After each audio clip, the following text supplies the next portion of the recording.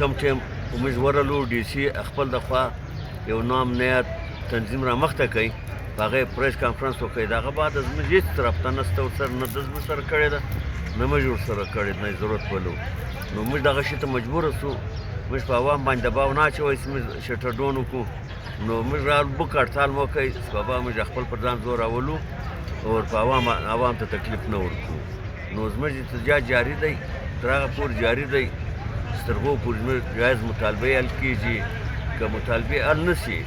نو مزید مخته موږ دا روډو ته هم راوځو احتجاج هم کوو مظاهرې هم کوو شټرډون به انشاءالله واپس اعلان زموږ دا مطالبه ده زموږ جایز حق دې راکړي جایز حق دا دی چې کوم تجزیه د کړې ده ریټ یې جاري کړی دی خپل د خوا څخه موږ موجوده نه وو د په اجلاس کې نه موږ ورغلي یو پریس کنټرول کمیټې سیاري فیصلې کوي یا تجزیه کوي یا تجزیې بعد بیا ریټ ورکوي دلته نه زموږ تنظیم والا ولو نه تاجر برادران ولو چې هغه ریم کاکړ دی چې اکثریتي طاقت د هغه سره دی د پټ ښار بلوچستان هغه بلکې پټ نه دی نو نه هغه څوک نماینده و نه موږ ولو د ریټ جار کړی موږ وایي زموږ په سر تجزیه وکړه زموږ کومه تجزیه وسي بلکل موږ هغه راضي یو موږ د دې انکار نه کوو چې ولې په دې څه کوي ده خدای دې وکړي چې په 100 روپۍ دې کې وزن زما راقسم وزن هم نه راکوې پیسې هم کموې دا د کوم ځای سره دی بوړه ارزانه شوي دي وړه مخکې م ارزانه شو 50 روپۍ زموږ ریټ موږ 40 کوي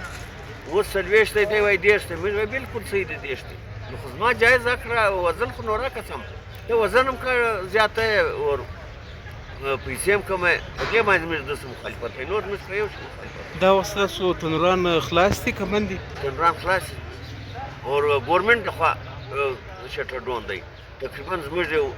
200-300 دکانونه یې سیل کړي دي چې بابا وګورئ دا اوس په موږ باندې اچوي دا تنظیم والا بند کړي دي مګر موږ نه دي بند کړي هغه ګورمنټ دا ګورمنټ غواړي چې عوام موږ ذلیله کړو عوام ته تکلیف ورکړو په عوام باندې بوج راشي ګوره دا کم سیاست شروع دی زموږ سره نه په خلاصېږي اخر غوښتنه مې څه ده د څه وخته پورې ستاسو هړتال به جاري تر مرګه پورې زموږ هړتال جاري